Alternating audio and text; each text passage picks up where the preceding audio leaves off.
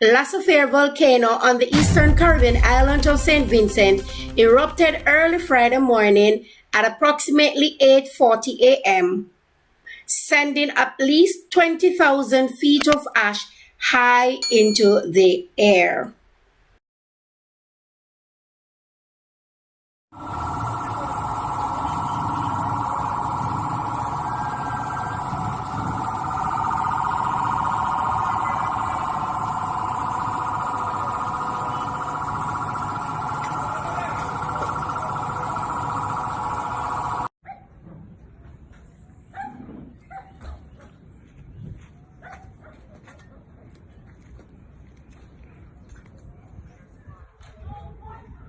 Okay. Gosh, watch it. Okay, thank you. Just show my voice so I get it. Holy, Okay, it really erupt.